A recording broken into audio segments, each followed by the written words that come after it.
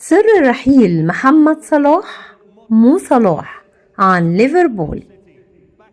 الدموع ما كانتش تمثيل، والسجدة في الدقيقة 73 قدام برينتفورد ما كانتش مجرد نهاية مباراة عادية، دي كانت إعلان رسمي لنهاية أعظم حقبة في تاريخ ليفربول.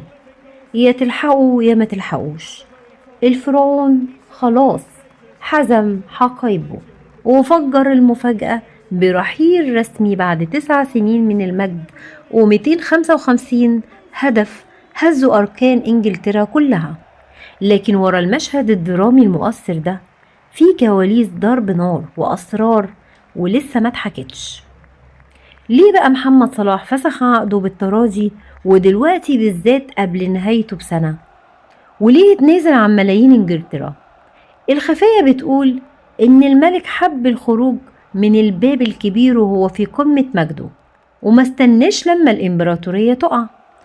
والسؤال اللي مولع الدنيا دلوقتي ومخلي السوشيال ميديا تغلي: اين سيهبط الصاروخ المصري؟ بورصة التكهنات مش عالية على الآخر، وخلف الكواليس عدة سيناريوهات بتطبخ على نار هادية وكل واحد فيهم صدمة.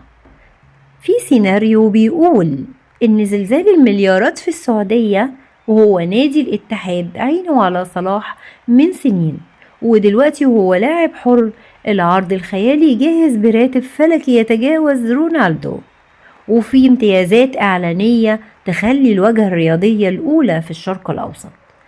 فهل هيختار محمد صلاح الذهب ولا يختار السيناريو التاني اللي بيقول إن في رومانسية إيطالية وفي حنين للعودة لروما، وتسريبات إيطالية بتقول إن في حنين جوه محمد صلاح عشان يرجع للعاصمة اللي شهدت انطلاقته الحقيقية؟ والمقربين بقى من محمد صلاح ما بيستبعدوش أبدا إنه يختار التاريخ والراحة النفسية على حساب لغة المال. السيناريو الأخير بقى هو بلاد السام ومقاطعة ميسي في أمريكا. الدوري طبعا الأمريكي عايز محمد صلاح بأي تمن علشان يعمل ديربي عالمي جديد، والعرض هناك مش كورة وبس، ده فتح الأبواب هوليود واستثمارات عالمية ملهاش آخر. طبعا في وسط الغليان ده كله رامي عباس وكيل أعمال محمد صلاح طلع بأسلوبه الغامض وكتب جملته الشهيرة: احذروا من الباحثين عن الانتباه، لا أحد يعرف الحقيقة سوانا. وصلاح نفسه واخد أجازة بيفكر وسايب العالم كله على صفيح ساخن. أما بقى الثابت الوحيد في الحكاية دي إن الدوري الإنجليزي فقد ملك مش هيتكرر، والليفربول هيمشي وحيد من غير مو صلاح. وانتم الآن شاركونا في التعليقات، تفتكروا ايه الوجهة الأنسب للملك المصري؟ فلوس السعودية، عاطفة إيطاليا، ولا طموح أمريكا؟